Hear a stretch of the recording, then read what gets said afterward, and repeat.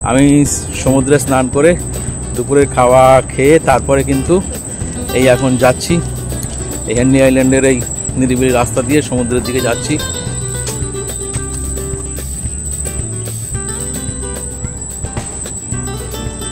দেখুন এইখানে পুরো একটা এই সুন্দর একটা কাঠের রেলিং, আর দুপাশে দেখুন একদম পুরো সব জঙ্গলের গাছপালা, ম্যানগ্রোভ অরণ্যের যেসব গাছপালাগুলো থাকে, সুন্দরী, গড়ান, গেওয়া, সেসব গাছগুলো এখানে আছে।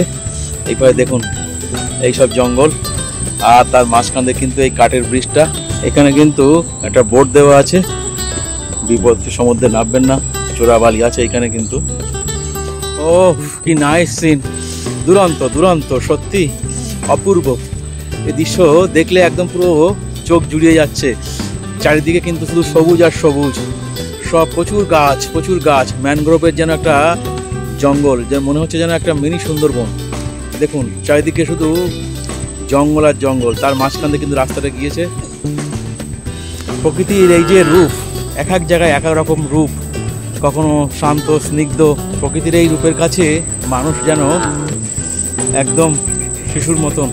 দেখুন চারিদিকে গাছপালা, তার মাঝখান দিয়ে কিন্তু মনে হচ্ছে যেন গুহার মধ্যে একটা কিন্তু রাস্তা, সেটা কিন্তু দূর থেকে দেখুন সমুদ্র দেখা যাচ্ছে।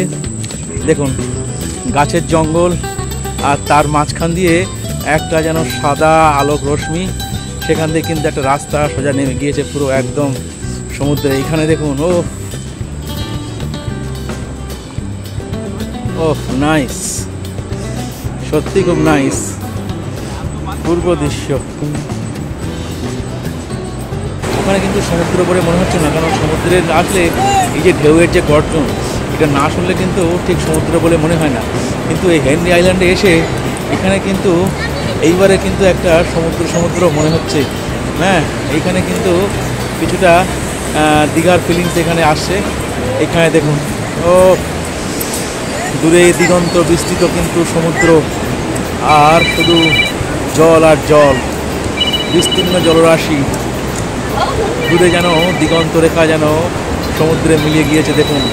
আর তার মাঝখানে দেখুন ঢেউ, কিন্তু বড় বড় ঢেউ কিন্তু পাড়ের দিকে আসছে, আর এই ঢেউয়ের গর্জন কিন্তু শোনা যাচ্ছে। দেখুন দেখুন সূর্যের আলো কিন্তু ঢেউয়ের উপর পড়ছে, পরে একটা অন্যরকম কিন্তু একটা অনুভূতি লাগছে। ও সত্যি নাইস, সত্যি নাইস।